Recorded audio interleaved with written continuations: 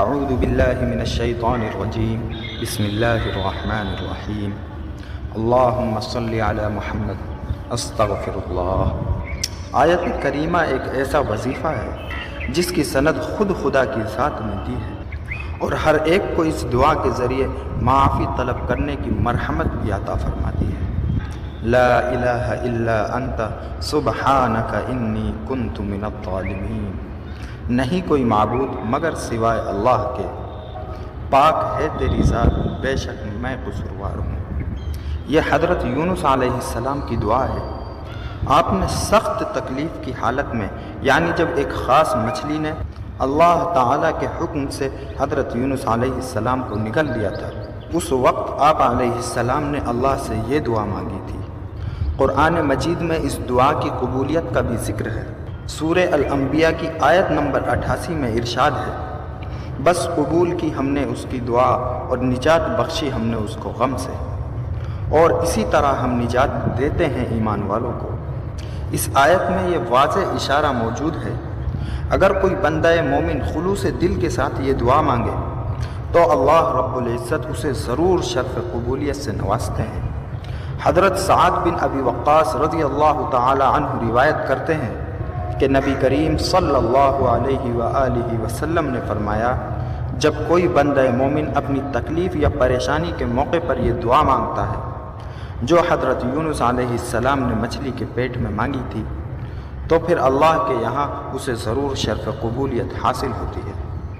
یہ ترمذی کی حدیث ہے۔ آیت کریمہ کا وظیفہ اکثر ہمارے گھروں میں بڑے اہتمام کے ساتھ کیا جاتا ہے۔ اس وظیفے کے متعلق کچھ وضاحتیں بہت ضروری ہیں جس کو ایک مثال کے ذریعے سمجھایا جاتا ہے۔ اگر کسی کے گھر میں دعوت کا اہتمام ہو اور مہمانوں کا بھوک سے برا حال ہو، ان میں سے ایک شخص اٹھ کر انہیں تسلی دے، میں آپ کے کھانے کا اہتمام کرتا ہوں۔ وہ سب کے لیے کھانے کا انتظام کرتا ہے لیکن خود نہیں کھاتا۔ کوئی بھی عقل مند یہ کس طرح کہہ سکتا ہے بغیر کچھ کھائے پیے اس کی بھوک مٹ جائے گی؟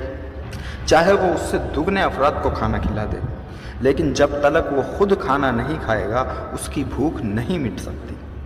یہ مثال ان لوگوں کے لیے دی گئی ہے جو آیت کریمہ کے ورد کے لیے رشتہ داروں، محلے داروں، پڑوسیوں سب کو اپنے گھر بلا کر 10-20 افراد کا حلقہ بنا کر آیت کریمہ کا ورد کرتے ہیں تاکہ ان کے سر سے مصیبت ٹل جائے اور ان کے گناہ معاف ہو جائیں۔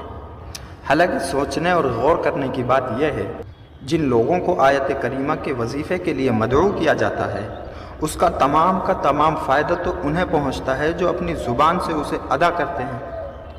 دوسرے لفظوں میں پیٹ اسی کا بھرے گا نا جس نے کھانا کھایا ہے، جبکہ اس کے برعکس جن گھروں میں 1,25,000 مرتبہ آیت کریمہ کا ورد کیا جاتا ہے اس کے اہل خانہ، اس کے گھر والوں کو سوائے شہرت اور مہمان نوازی کے اور کچھ نظر نہیں آتا۔ اس لیے جب کوئی شخص مصیبت میں ہو اور آیت کریمہ کے ورد کرنے کا خواہش مند ہو تو اسے پہلے سے معلوم ہونا چاہیے کہ اس وظیفے کی ترکیب کیا ہے، اسے کس طریقے سے پڑھنا ہے، تاکہ اسے خدا سے مانگنے کا طریقہ آ جائے اور اس کی محنت رائگاں نہ جائے۔ اس مثال کے ذریعے آپ بخوبی سمجھ گئے ہوں گے، جب دعا کرنے والا اس کے تقاضے نہیں پورے کرتا اور اللہ کے حضور عاجزی اور انکساری کا مظاہرہ نہیں کرتا، اس کی دعا قبولیت کی منزل پر نہیں پہنچتی۔ آج آپ کو آیت کریمہ کی تفصیل سے آگاہ کرتا ہوں۔ کسی بھی وظیفے کی اجازت عام طور پر کسی نبی، پیر، اولیاء، صالحین یا عامل پر کی جاتی ہے، لیکن اس دعا کو کرنے کی اجازت اللہ رب العزت نے خود عطا کی ہے۔ اس کی اجازت اللہ کی طرف منسوب ہوتی ہے۔ اس وظیفے کو دوسرے تمام وظیفوں پر فوقیت حاصل ہے۔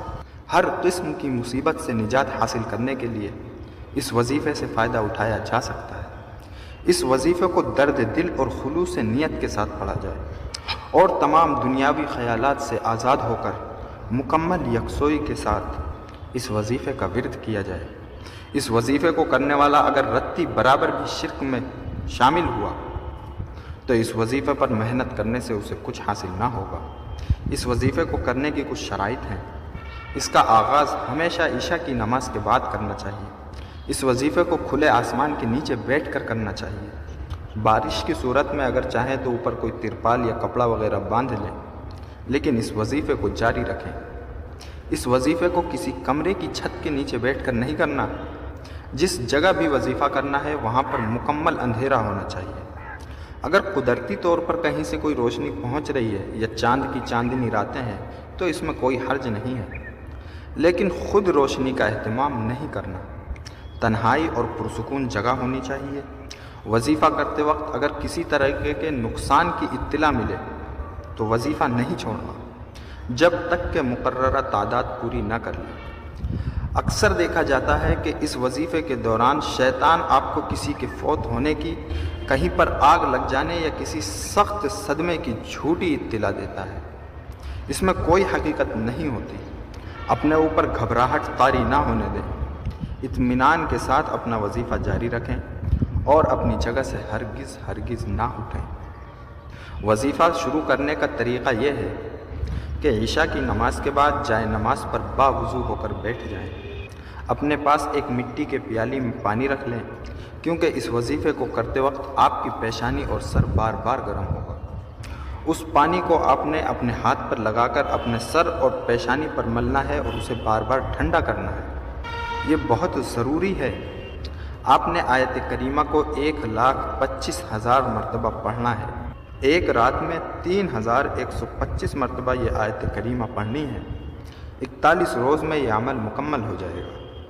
اگر آپ کے پاس 100 دانوں والی تسبیح ہے تو ایسی 31 تسبیحات پڑھنی پڑیں گی۔ اس کے لیے زیادہ مناسب یہ ہے کہ آپ 31 کھجور کی گٹھلیاں یا املی کی گٹھلیاں اپنے پاس رکھ لیں، اس کے مطابق اس کی تعداد کو پورا کر لیں۔ اس طرح جب 31 دانے مکمل ہو جائیں تو آپ کو خود بخود تعداد کا اندازہ ہو جائے گا۔ آیت کریمہ پڑھنے کے دوران ذہن ہر قسم کے خیالات سے پاک ہونا چاہیے۔ صرف اور صرف اس مقصد کو اپنے ذہن میں رکھیں جس کے لیے آپ نے وظیفہ کرنا ہے۔ اس وظیفے کو کرنے کے درمیان اس کا ترجمہ ضرور یاد ہونا چاہیے۔ اور ایک اور ضروری بات یہ ہے کہ جب بھی آیت کریمہ کا وظیفہ کریں، ہر بار ساتھ ہی ساتھ ان الفاظ کا بھی اضافہ کریں، فغفر لی۔ کیا؟ فغفر لی۔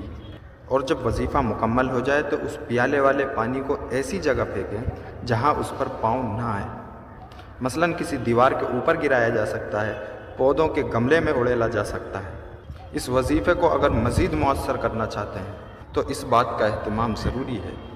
اس سے وظیفے کے اثرات میں مزید اضافہ ہو سکتا ہے۔ جس وقت لفظ لا الہ زبان پر آئے، لفظ لا الہ جیسے ہی زبان سے ادا ہو جس وقت، اس وقت ذہن بھی متوجہ کریں اور ذہن میں یہ بات موجود کریں، سوائے خدا کی ذات کے کوئی کچھ نہیں دے سکتا۔ اللہ کی ذات کے سوا ہر قسم کے مخلوق کی نفی کر دیں، اور جب لفظ الا انت پر پہنچے تو آسمان کی طرف دھیان کریں، صرف تو ہی ہے جو سب کی بگڑی بنانے والا ہے۔ اور جب لفظ سبحان پر پہنچے، سبحانک، تو دل میں یہ خیال کریں کہ اے اللہ، جن مصیبتوں میں میں مبتلا ہوں تیری ذات اس سے پاک ہے اور بے شک تو ہی تعریف کے لائق ہے، تیری ہمسری کوئی نہیں کر سکتا۔ اور جب لفظ انی پر پہنچے، انی، تو اپنی نفس کی طرف اشارہ کریں، بے شک میں ہی قصوروار ہوں۔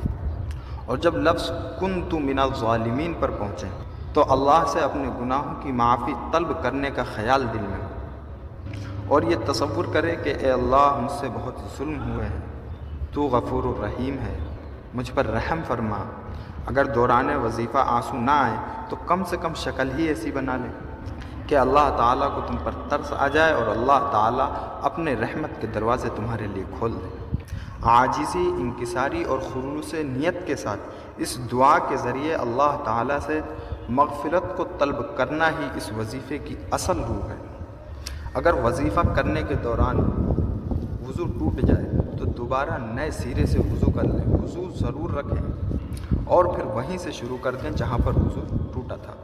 یہ وظیفہ بہت سارے مسائلوں کا بہترین حل ہے، مگر اس کے کمالات حاصل کرنے کے لیے اور اس سے فیض پانے کے لیے، اس کے فوائد پانے کے لیے یہ ضروری ہے کہ اس کو خلوص نیت کے ساتھ کیا جائے، اس کو دل سے کیا جائے۔